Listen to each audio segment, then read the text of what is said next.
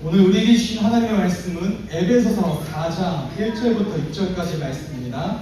함께 한 목소리로 읽겠습니다. 그러므로 주 안에서 다친 내가 너희를 권하노니 너희가 부르심을 받은 일에 합당하게 행하여 모든 겸손과 온유로 하고 오래 참음으로 사랑 가운데서 서로 용납하고 평안에 매는 줄로 성령이 하나 되게 하신 것을 힘써 지키라. 몸이 하나요 성령도 한 분이시니 이와 같이 너희가 부르심의 한 소망 안에서 부르심을 받았느니라. 주 한 분이시요 믿음도 하나요 세례도 하나요 하나님도 한 분이시니 곧 만유의 아버지시라. 만유 위에 계시고 만유를 통일하시고 만유 가운데 계시구나. 아멘.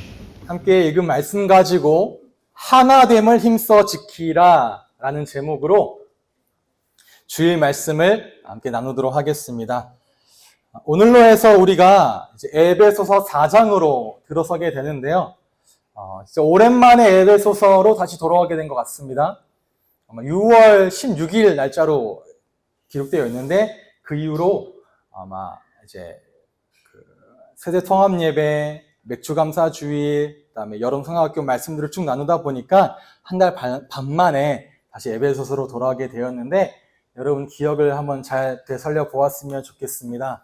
에베소서는 크게 두 부분으로 나눠진다라고 말씀을 드렸죠. 총 6장의 내용 가운데 1장부터 3장까지는 우리가 무엇을 믿습니까? 라고 하는 교리적인 내용들, 즉 복음이 무엇입니까? 하나님이 우리를 위해 어떠한 일을 행하셨습니까? 교회로 부르심을 받은 우리는 무엇을 믿고 이 교회는 어떠한 믿음의 고백 위에 세워집니까? 라고 하는 이 복음에 대한 내용들을, 교회가 무엇인지에 대한 내용들을 1장부터 3장까지 쭉 나눴습니다. 기억나시죠? 안 나셔도 괜찮습니다. 안 날 때가 됐습니다. 그리고 마지막 3장, 마지막 단락을 이야기하면서 이제 첫 번째 파트의 작은 결론을 바울이 내리면서 기도로, 간구로 내리게 되죠. 어떤 기도를 하느냐? 성령으로 속사람을 강건하게 해주십시오. 그리고 그리스도가 내 마음에 머물러 계셔 주십시오. 그리스도의 사랑을 그 넓이와 길이와 깊이와 높이를 더 알아가고 더 깨달아가게 하여 주옵소서. 그리고 하나님의 충만하신 것으로 나를 충만하게 해주십시오. 라는 이 기도, 교회를 그렇게 해주십시오. 라는 기도를 바울이 기도하면서 3장의 마무리가 되어지죠. 기억나십니까? 네. 안 나셔도 괜찮습니다. 정리를 다 해드렸으니. 그리고 나서 이제 오늘 4장으로 넘어오는 거예요. 4장부터 6장까지는 자, 그리스도의 복음으로 구원받아 교회로 부르심을 받은 우리가 이제 어떻게 살아가야 합니까? 라고 하는 굉장히 구체적이고 사실적인 삶의 문제들을 하나하나 다루어 갑니다. 진짜 한번 나중에 보시면 굉장히 구체적으로 이야기를 합니다. 그 시작이 오늘 4장의 내용이죠. 그러면서 첫 번째 단락으로 묶은 1절부터 6절까지 내용에서 던지는 주제가 무엇이냐? 오늘 제목처럼 하나됨을 힘써 지키라라는 거죠. 하나됨을 지키라, 하나됨을 지키라라고 하는데 이와 비슷하게 하나가 됩시다, 우리 모두 하나가 됩시다 라는 말은 단지 교회 안에서만 쓰는 말은 아니죠. 가정에서는, 가족들 안에서는 우리는 한 가족이야, 우리 가족이니까 서로 하나가 돼야 돼 라는 말들을 많이 하고, 세상에서는 뭐 동호회를 들어가든 어느 커뮤니티에 들어가든 우리가 하나입니다. 우리는 한 공동체입니다. 한 커뮤니티입니다. 어떤 아파트에 살아도 우리는 같은 아파트에 삽니다. 뭐 이런 같은 바운더리를 서로 묶으면서 서로 하나가 됩시다 라는 말들을 하죠. 학교에서는 반으로 하나가 되어 반대항을 뭐 하기도 하고, 대학교에 갔더니 학과가 하나입니다. 그래서 같이 이제 으쌰으쌰 하자라는 얘기를 하기도 하고, 직장에 가면 많이 하는 말이 원팀, 한 팀, 우리 한 팀으로 움직여야 된다. 하나의 목표를 향해서 그런 말들을 많이 하죠. 군대를 가면 완전히 하나입니다. 똑같은 머리 스타일에 똑같은 옷을 입혀놓고 똑같이 움직이도록 만들죠. 하나. 그러니까 하나가 되자, 하나가 됩시다 라는 말은 세상에서 굉장히 많이 합니다. 그런데 이렇게 하나가 되려고 하니 굉장히 힘듭니다. 내 것을 많이 내려놔야 하나가 되잖아요. 내 그릇 넘어 상대방을 품어줘야 하나가 됩니다. 서로 맞춰가야 되잖아요. 가정에선 남편이 아내에게, 아내가 남편에게 맞춰줘야 하나가 되겠죠. 서로가 서로를 주장하면 하나가 안 되어질 겁니다. 직장에서도 마찬가지겠고 어디를 가든지 일단 나를 내려놓고 상대를 품어주고 높여줘야 하나가 되어져요. 그러니 그러다 보니까 이 세상이 너무나 바쁘고 빡빡하고 힘든데 나만 챙기기도 바쁜데 내가 왜 이런 고생을 하면서까지 단체 생활에서 하나가 돼야 돼? 라는 생각들을 많이 하고 그러면서 하나가 되기에 힘썼던 나의 모습을 바라보며 회의감을 느끼기도 하고 그러니 세상의 사회가 점점 더 개인화되어지죠. 나만 챙기면 돼. 내 할 일만 하면 돼. 내가 남에게 피해만 안 끼치면 돼. 라고 생각을 합니다. 자, 세상에서도, 직장에서도, 가정에서도 하나가 되어야 하는데, 주일날 여러분이 바쁜 시간을 쪼개어 교회까지 왔는데, 그래, 교회는 다닌다고 해서 돈을 줍니까? 밥은 주지만, 뭘 더 이렇게 줍니까? 와서 사실 내 거 꺼내서 내는 거잖아요. 그럼 너무 세상적으로 들리십니까? 근데 여기 와서도 하나가 되라고 하니까요. 굉장히 머리가 아픕니다. 시간을 내서 와서 섬기기까지 하는데 하나까지 되래요. 더군다나 교회는 세상과 참 다릅니다. 동호회는 취미가 같은 사람이 모입니다. 어떤 모임은 목적이 공유되어지면 모입니다. 이익이 공유되어지면 모입니다. 친구들은 마음이라도 맞아요. 가족은 혈연이라고 하는 굉장히 특수한 관계로 묶어지죠. 회사는 나한테 이익이라도 주고 보상이라도 제때 챙겨줍니다. 근데 교회는 그렇지 않아요. 나와 성격도 다르고 표현하는 방식도 다르고 그러다 보니 교회 안에서 나와 다르니 나를 불편하게 하는 사람들도 있고 때로는 그 불편감에 나에게 상처를 입히는 사람들도 있습니다. 속으로 이런 마음 들죠. 아니, 여기까지 와서 꼭 저 사람이랑 하나가 되어야 하나요? 그냥 적당하게 서로 상처 안 받는 거리를 두고 지내면 안 됩니까? 세상에서 살아가는 것만으로도 머리가 아프고 거기서도 원팀 하는 게 이제 지쳐가는데 교회에선 그냥 편안하게 나만 은혜 받고 가면 안 됩니까? 어차피 하나님과 나 사이에 1대1 신앙 아닙니까? 라고 말하죠. 근데 오늘 본문은 우리에게 너무나 분명한 어조로 말씀하십니다. 성령이 하나가 되게 해주신 것을 힘써 지키십시오라고요. 그래서 중요한 건 성경은 세상처럼 우리에게 하나가 되라 라고 말하지 않는다는 겁니다. 하나가 되십시오 라고 말하지 않습니다. 뭐라고 말씀하십니까? 성령이 하나 되게 하셨으니 그 하나 되게 하신 것을 힘써 지키라고 말씀하십니다. 먼저 우리에게 성도의 정체성이자 교회의 부르심의 목적이자 또 교회에게 주어진 사명이 있는데 그게 성령이 하나 되게 하신 것이 교회의 정체성이라는 거예요. 이미 하나가 되게 하셨고 그 하나가 되게 하신 것을 지켜내라는 거죠. 그러면서 오늘 본문을 통해 그 하나됨을 어떻게 이루어갈 수 있는가에 대해서 이야기하고 계십니다.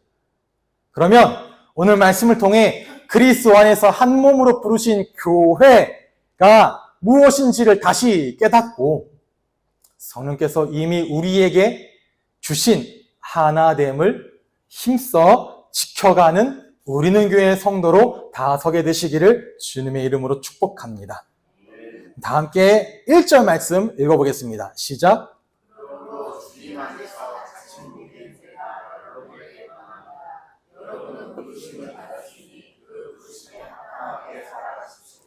아멘. 4장 1절, 즉 에베소서 후반부의 첫 시작이 어떠한 단어로 시작합니까? 그러므로죠. 그러므로. 이 그러므로라는 단어는 계속 다뤄왔지만 앞에 언급된 내용을 받아오는 접속사입니다. 여기에서는 에베소서 1장부터 3장까지의 선포되어진 복음의 선언들, 그 전체 내용을 받아오면서 4장을 시작하는 겁니다. 이 그러므로란 단어는 굉장히 중요한 의미가 담겨 있죠. 성경은 우리에게 기독교 윤리라고 말하는 기독교인으로서의 삶의 방식이나 삶의 행함에 대해서 따로 떨어뜨려 놓고 이야기하지 않습니다. 또는 자, 이러한 삶의 방식들을 성경은 언급하거든요. 자, 이렇게 살아야 너희가 구원을 받는다. 너희가 의롭다 하심을 얻는다. 이렇게 살아야 하나님이 너희를 인정해 주신다라고 말하지 않습니다. 먼저 무엇을 말하냐?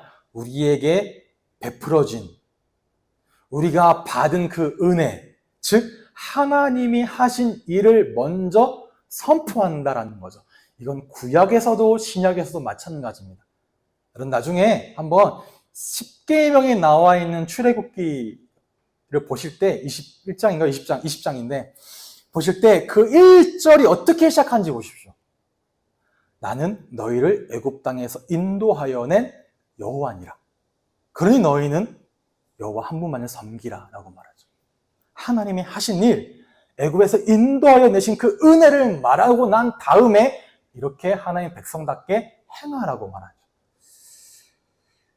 즉 1장부터 3장까지 설명된 하나님의 구원 계획과 그 하늘에 속한 신령한 복을 받은 성도라면 이제 그 은혜에 걸맞는 삶의 열매를 맺어야 된다라고 전환하는 겁니다.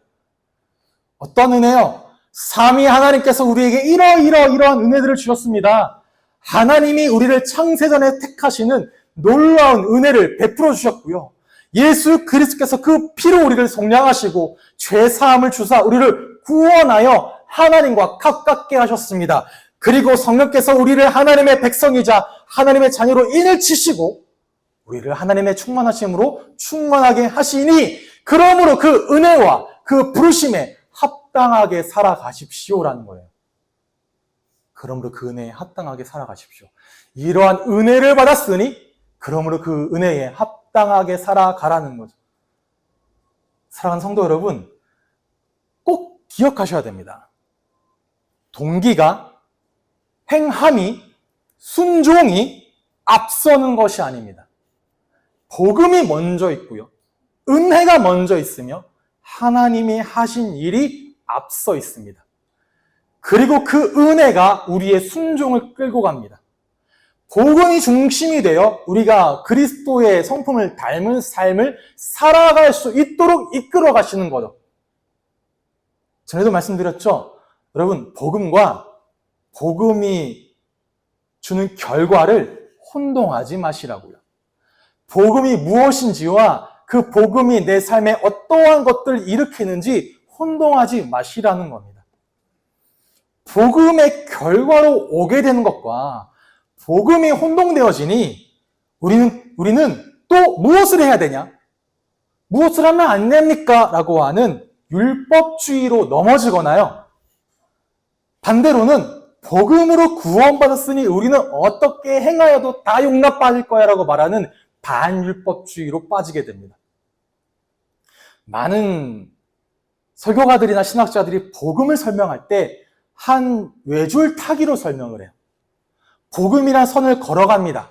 근데 이쪽으로 넘어지면 율법주의로 빠지고 이쪽으로 넘어지면 반율법주의, 율법 폐기론으로 빠지게 된다라고 이야기를 하죠. 그래서 늘 이 구조와 질서가 너무나 중요한 거예요. 그러므로 하나님의 은혜와 복음이 먼저 선포됐고 그러므로 너희는 그 부르심에 합당하게 살아가라는 거죠. 여기서 합당하다라는 이 단어에 대해 우리가 쉽게 이해하는 수 있는 것처럼 남자는 남자답게, 여자는 여자답게, 학생은 학생답게, 어른은 어른답게, 성도는 성도답게, 목사는 목사답게라고 말하는 이런 의미가 맞는데요. 그 의미보다 더 본질적인 의미가 담겨 있습니다. 합당하다라는 말의 전제가 무엇이냐?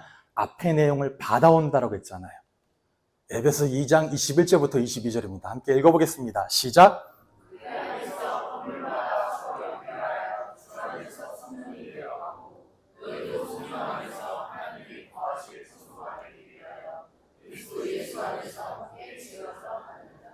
아멘.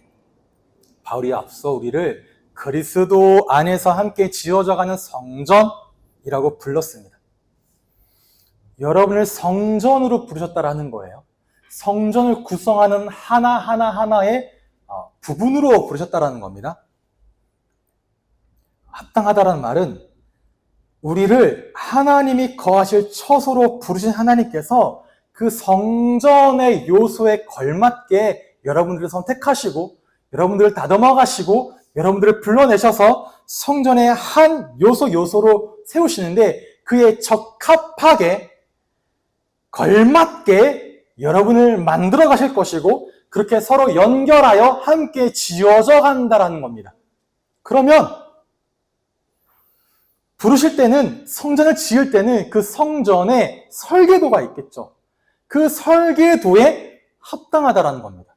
뭐가요? 나란 존재가요. 나를 부르신 하나님의 부르심이요. 그러니 이 자격에 걸맞는 모습을 갖추어야 됩니다. 남자답게 또는 어떠한 자격을 득해야 됩니다. 그에 걸맞는 습관과 삶의 태도를 갖춰야 됩니다. 그 이전에 뭐가 있다고요? 하나님의 부르심이 있고 하나님의 뜻이 있고 하나님의 계획이 있는데 그에 걸맞게 우리를 다듬어 가실 것이니 그에 뭐 하십시오? 순종하라는 거죠. 자, 우리를 부르시고 우리를 만들어 가신 하나님의 부르심이 앞서 있고 그것이 먼저 행한다면 그 뒤에 따라오는 게 뭐라고요? 순종이요. 그 순종이 뭡니까? 부르심에 합당하게 행하라라는 순종이죠. 행하다라는 단어의 원어는 페리파테사이인데요. 페리파테사이는 행하다라는 말보다는 걸어간다라는 단어가 담겨 있습니다. 의미가요. 걸어간다라는 거예요. 그래서 바울 서신에서 이 페리파테사이를 쓸 때에는 삶의 방식에 대한 이야기들을 많이 하는데 그래서 어떻게 해석하는 게 더 정확하느냐? 세번역 성경처럼 그러니 그렇게 행하십시오라기보다는 그러니 그렇게 살아가십시오가 더 맞는다라는 거죠. 행하다라는 말에 먼저 꽂히니까요. 뭔가 우리가 하나님을 위해서 또는 복음을 위해서 어떠한 일을 만들어내서 행해야 돼. 또는 나의 어떤 직업적 성과를 통해 나의 달란트를 통해 무엇인가를 이루어갈 거야 라고 하는 원대한 복음적 비전을 먼저 떠올린다라는 거죠. 또는 여러분에게 주어진 어떠한 강한 결단을 통해 이제 내 삶을 바꿔내서 나의 새로운 삶을 살아갈 거라고 말하는 큰 결단. 그러니 그러잖아요. 수련회 다녀오면 너 어떤 거 결단했어? 하나님의 자녀인데 왜 이렇게 못 살아가니? 너 구원받았잖아. 너 하나님 자녀잖아. 근데 왜 이렇게? 라고 말하는 뭔가 삶의 어떤 임팩트, 뭔가 거대한 비전, 너 그래서 앞으로 뭐 할 거야? 하나님 나라를 위해서 너의 직업을 통해 어떤 걸 행할 거야? 하나님에게 라고 말하는데 그 행한다라기보다는 뭐라고요? 살아간다라고요. 즉 하나의 목표를 분명히 주어지고 저 부르심의 비전을 향해 내가 달려갈 거야 라는 말도 있지만 그것보다는 오늘 내게 주어진 그 삶의 자리에서 하나님과 함께 동행하는 거예요. 하나님과 함께 동행하며 걸어가라는 겁니다. 제가 요새 보는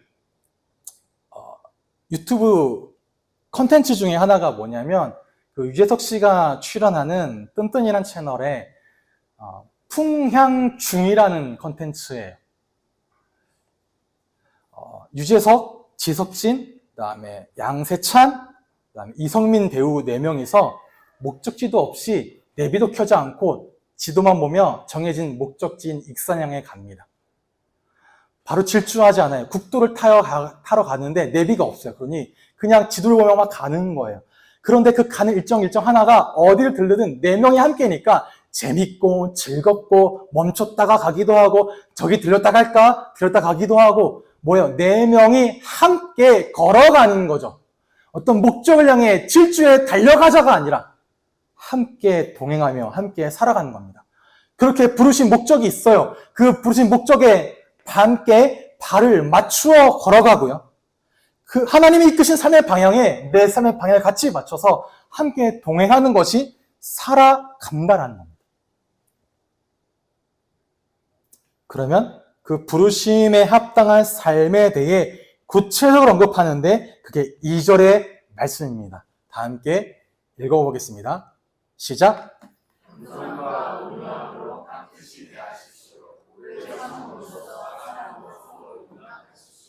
아멘. 무엇이 부르심에 합당한 삶입니까? 라고 할 때 4가지를 말합니다. 겸손과 온유와 오래 참음과 사랑 가운데 서로 용납하라. 이 4가지 성품은 교회의 하나됨을 지키는 4가지 삶의 모습이기도 합니다. 부르심에 합당한 교회를 하나되게 지키는 4가지 성품이자 삶의 방식이 되어지죠.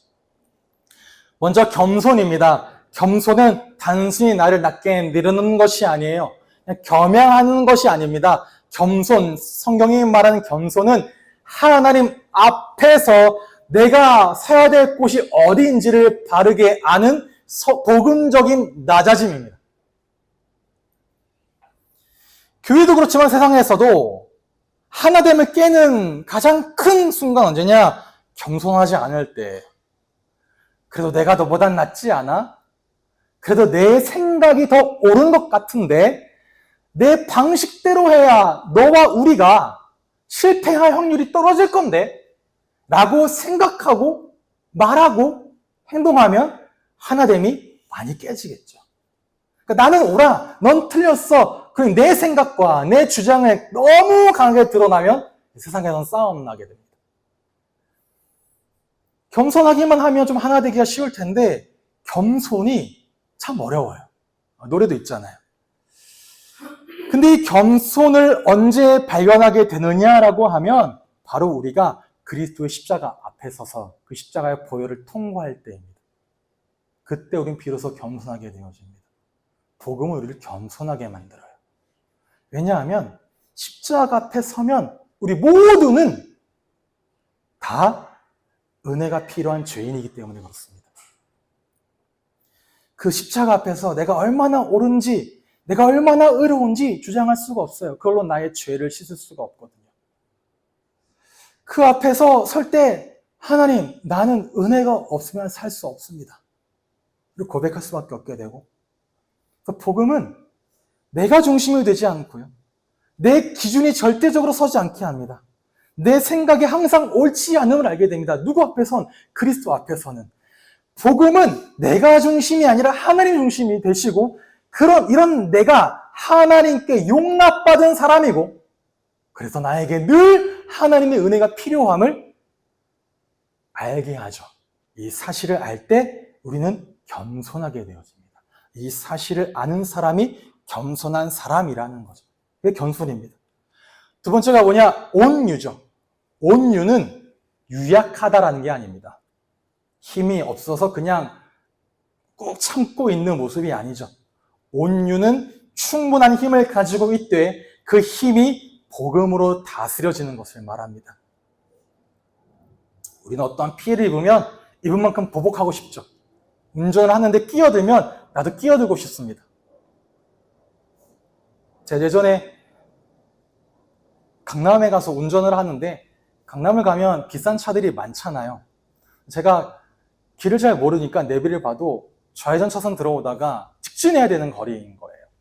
직진하여 깜빡이를 켰는데 제 뒤에 오는 비싼 외제차가 그냥 지나가 버립니다. 생각이 들죠. 내 차가 지저분해서 안 비켜주는 건가? 차가 좀 그런 차라서 좀 안 비켜주는 건가? 그 깜빡이 켰는데 더 고급차가 기다려주는 거예요. 아, 역시 고급차니까 여유가 있어. 앞에 가는 외제차는 그랬어. 근데 그렇게 안 끼어들면 되게 화나요. 내가 그렇게 응대를 당했으니 나도 그렇게 행하고 싶은 마음이 강하죠. 내 감정이 상했다고 느껴지면 말투가 차가워지고 행동이 거칠어집니다. 왜? 내 욕망대로, 내 감정대로, 내 성질대로 하는 사람은 내 내면의 힘이 다스려지지 않는 거죠. 온유하다라는 건 그것이 다스려지는 삶을 말합니다. 근데 이러한 삶을 정확히 보여주신 분이 누구냐? 예수님이에요. 왜냐? 예수님은 죄인들을 향해 진리를 선포하지만 그들을 다 안아주시거든요. 내면의 힘을 가지고. 사랑으로 다 품어주십니다. 온유함의 완성이 십자가인데 십자가가 무엇입니까? 아버지여, 내 뜻대로 하지 마옵시고 아버지 뜻대로 하옵소서라고요. 예수님은 마땅히 자기의 권리를 주장할 수 있어요. 예수님은 마땅히 자신의 능력을 보일 수 있습니다. 그때 말하잖아요. 예수님 왜 하늘의 천사들을 명하여 당장 당신을 잡으러 오는 저 로마 군인들을 굴복시키지 않으십니까? 라고 말할 때 그렇게 하실 수 없는 분이 아니잖아요. 그런데 하나님의 뜻에 따라 사용하지 않죠. 이러한 예수님의 온유하심을 우리도 닮아가라는 겁니다. 세 번째가 오래 참음이죠. 오래 참음은 상대방의 속도를 내 마음대로 정하지 않는 겁니다. 상대방이나 어떠한 내 앞에 놓아진 상황이 내가 원하는 만큼 빨리 진행되지 않아도, 바뀌어지지 않아도 포기하지 않고 그 자리를 그냥 묵묵히 견뎌내는 거예요. 근데 우리는 오래 참음을 되게 어려워하죠. 빨리 판단합니다. 빨리 결론 내리고 싶어 합니다. 저 사람 원래 저래. 그러니까 너 낙제야 하고 벗어내고 싶어 합니다. 그런데 하나님이 우리에게 오래 참으셨다라는 거예요. 하나님은 하나님의 계획과 하나님의 이뤄가시는 방식에 따라 너 따라와 라고 말하지 않습니다. 우리의 속도를 빨리 끌고 와라고 강요하지 않으십니다. 하나님께서는 끊임없이 불순종하고 반역하고 또 불순종하고 반역하는 우리를 떠나지 않으세요. 버리지 않으세요. 하나님께서 만약에 우리에게 오래 참지 않으셨다면 우린 결코 여기까지 올 수 없죠. 우리가 반복해서 넘어지고 같은 죄를 또 범하여 또 회개하고 회개했는데 또 넘어질 때도 하나님은 오래 참으십니다. 그 오래 참으심을 받은 사람이 다른 사람에 대해서 오래 참을 수 있는 거겠죠. 네 번째가 보니까 사랑 가운데 서로 용납합니다. 용납은 복음의 진리를 타협하는 것이 아니에요. 죄를 눈 감아주는 게 아닙니다. 죄와 잘못을 덮어주고 모른 채 하고 그냥 우리가 한 가족이니 그냥 이렇게 합시다 라고 말하는 게 아니죠. 진리를 포기하지 않아요. 그래서 그 사람이 죄를 지었다면 반드시 책망하죠. 그 책망이 그 사람을 무너뜨리고 공동체에서 잘라내기 위한 책망이 아니라 함께 세워주고 일으키기 위한 책망입니다. 사람을 포기하지 않아요. 끝까지 붙들어줍니다. 근데 우리는 이렇게 생각하죠. 너가 바뀌면 내가 용납해줄게. 너가 먼저 사과하면 내가 받아들여줄게. 너가 내 마음을 알아주면 내가 먼저 다가갈게요. 복음은 우리에게 이렇게 말합니다. 너가 먼저 용납받았어. 그리스도께서 너를 먼저 용납하셨다. 언제? 너가 죄인 되었을 때, 너가 원수 되었을 때. 우리가 사랑받을 만한 사람이 되어서 용납하신 것이 아니라 우리가 죄인 되었을 때 그리스도께서 우리를 용납하셨다라는 거죠. 나도 그런 은혜로 용납을 받았으니 저 사람도 용납하라는 겁니다. 이 모든 네 가지 성품은 예수 그리스도의 성품을 마주할 때에 우리가 닮아갈 수 있게 되고 행할 수 있게 되어진다라는 거죠. 자, 하나 된다라는 말은 구호로 지켜지지 않습니다. 말로 되지 않아요. 겸손과 온유와 오래 참음과 사랑으로 서로 용납할 때 그 공동체가 하나로 지켜지는죠. 근데 성경은 여기서 멈추지 않습니다. 하나가 돼야 되는 분명한 이유가 있다라는 거예요. 무엇이냐? 성령이 여러분을 평화의 때로 이미 묶었으니 그 하나가 되게 해주신 것을 힘써 지키십시오라고 말씀하십니다. 그리고 나서 하나됨의 근거에 대해서 4절부터 6절까지 쭉 이야기하는데 어떻게 이야기하느냐? 한 몸, 한 성령, 한 소망, 한 주, 한 믿음, 한 세례, 한 하나님 아버지. 이 7가지가 교회가 하나 돼야 되는 근거입니다. 교회가 하나 된다는 말은 그냥 서로 좋게 인간관계 잘 맺어가, 이것이 너에게 유익하니까라고 말하는 어떠한 프로젝트가 아니라요. 성삼위 하나님의 구원 사역이 우리를 이미 하나 되게 하셨다라고 말하는 복음의 현실이라는 거죠. 이미 하나 되게 하셨습니다. 한 성령 안에서 우리를 부르셨고, 한 주 예수 그리스도 안에 우리를 세우시고, 한 아버지의 자녀로 삼으신 복음의 현실이 우리의 하나됨의 근거라는 거예요. 우리는 세상처럼 취향이 같아서 하나가 아닙니다. 성격이 맞아서 하나가 아닙니다.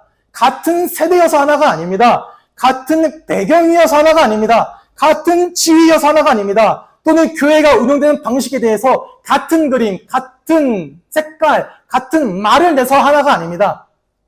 우리는 한 몸이기 때문에, 한 성령을 받았기 때문에, 부르심 안에서 한 소망을 품었기 때문에, 한 주를 믿고 고백하기 때문에, 한 믿음을 가지고 한 세례를 받았고 한 아버지 하나님 안에 속했기 때문에 하나라는 거예요. 이게 다릅니다. 세상은 비슷한 사람끼리 묶지만 복음은 서로 다른 사람을 하나로 묶어냅니다. 세상은 맞지 않으면 떠나버리라고 말합니다. 그런데 복음은 그리스도 안에서 하나 되었으니 품으라고 말합니다. 세상은 너가 먼저야, 너의 상처, 너의 감정을 우선해라고 말하지만 복음은 그리스도의 사랑으로 품으라고 말합니다. 우리는 그리스도께서 이미 이루신 하나됨을 힘써 지키라는 거죠. 어떻게 지키라고요? 힘써요. 하나됨은 저절로 지켜지지 않아요. 보존되지 않아요. 교회의 하나됨을 깨뜨리는 건 너무 쉽습니다. 우스갯소리 이런 말을 해요. 교회는 교리나 신앙으로 분열되지 않는다고요. 교회는 언제 분열되느냐? 김치를 어떻게 담글 것이냐 이 이야기할 때 교회는 분열됩니다. 교회가 한 몸이라 고백하는데요. 각자 기준과 각자 취향이 달라요. 내 상처, 내 의를 앞세웁니다. 서로 판단해요. 저 사람은 김치를 이렇게 담그는데 난 김치를 그렇게 담그는 게 마음에 안 들어. 그래서 말하죠. 집사님, 그 김치 어디서 배웠어? 내가 아는 방식이 더 맛있을 건데. 그러면 싸우는 거예요. 그리고 다시는 안 봅니다. 교회 안에서. 거짓말 같죠? 진짜입니다. 많이 그렇습니다. 그러니까 이게 믿음이에요. 이게 복음이에요로 교회가 깨지지 않아요. 내 취향, 내 기준, 내 상처, 내 의를 앞세우고 상대를 판단하니 저 사람 나와 안 맞아. 거리를 두죠. 내가 옳다고 느끼는 순간 상대를 밀어내죠. 내가 맞아. 또는 내가 상처를 받을까가 두려우니까 방어를 합니다. 그러니 겸손과 온유와 오래 참음과 용납함으로 하나됨이 쉽게 깨지는 거죠. 그 속에 뭐가 있느냐? 내 기준이, 내 취향이, 내 감정이 존중받아야만, 내 의견이 당신에게 받아들여져야만, 또 나와 잘 맞는 사람이 내 주변에 있어야만 비로소 나는 가치 있어. 비로소 나는 안정될 수 있어. 비로소 나는 사랑받는 사람이야. 비로소 나는 평안해라고 말하는 그 갈망이 우리 안에 있다는 겁니다. 그런데 생각해 보십시오. 여러분과 100% 맞출 수 있는 사람이 세상에 존재합니까? 내 기준과 내 취향과 내 감정을 한번 드러내 보십시오. 어떻게 됩니까? 싸우죠. 나는 상처받지 않을 거야. 자기의 방어를 자기의 집 안으로 들어간다고 합시다. 점점 고립됩니다, 그 사람은. 근데 기억하십시오. 우리는 스스로 하나됨을 지켜낼 수 없습니다. 우리는 계속해서 내 취향, 내 성격, 내 상처, 내 문화, 내 경험을 드러내고 싶어요. 선생님, 그렇게 김치 담그는 게 맛있지 않아. 내 방식이 훨씬 더 맛있어. 그것으로 내가 불안해지고 내 관계가 갈라질지언정 내 상처가 더 중요한데요. 내 취향이 더 중요한데요. 내 경험이 더 중요한데요. 그런데 또 인정받고 싶어요. 하나 되고 싶어요. 안정되고 싶어요. 어떻게 해야 됩니까? 라고 말하면 성경이 이렇게 우리에게 말씀하십니다. 다 함께 읽어보겠습니다. 시작!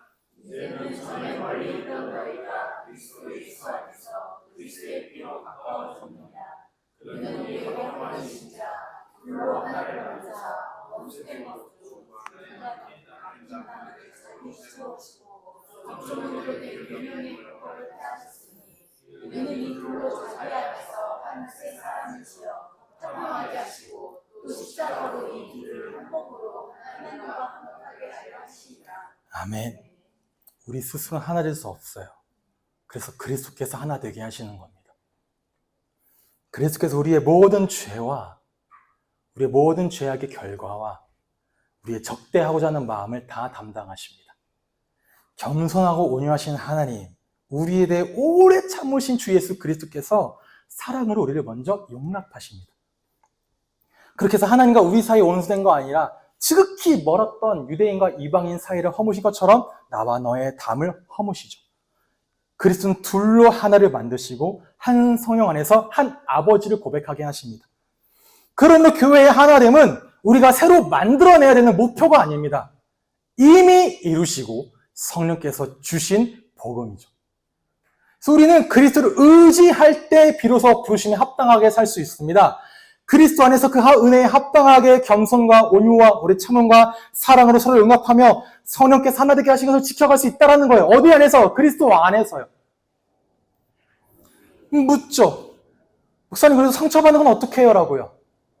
상처를 부정하라는 말입니다. 상처받은 거 아니야. 왜 상처에 마음에 담지 마가 아니라 그 상처가 내 정체성과 교회의 공동체의 미래를 결정하도록 내버려 두지 말라는 거죠.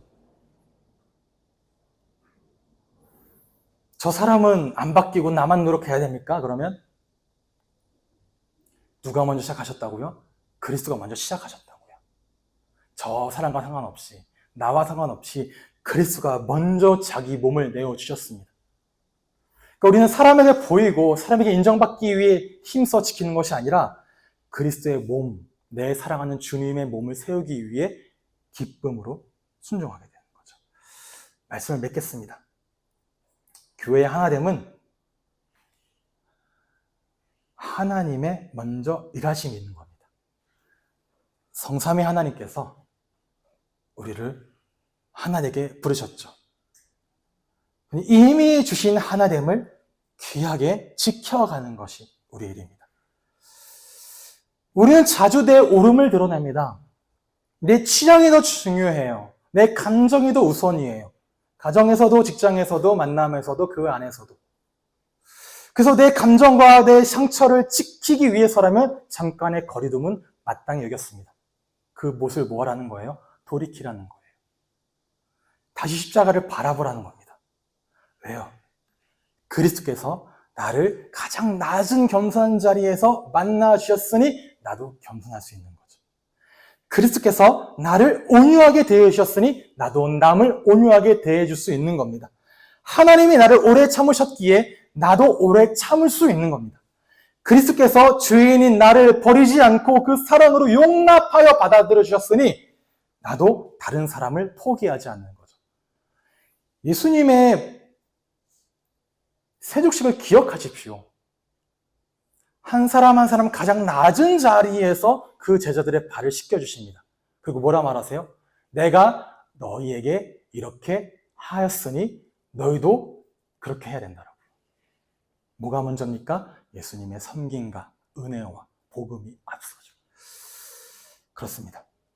우리는 잘 맞아서 하나가 아니에요. 한 주를 믿기 때문에 하나입니다. 성부 하나님 우리를 하나로 택하셨고 예수님이 우리를 한 몸으로 만드셨고 성령께서 그걸 띠로 두르셨습니다. 그러므로 이제 그 복음의 하나됨을 겸손과 온유와 오래 참음과 용납함으로 지켜나가십시오. 그러한 성령이 매는 줄로 하나 되게 하신 것을 힘써 지키는 우리는 교회가 다 되시기를 주님의 이름으로 축복합니다.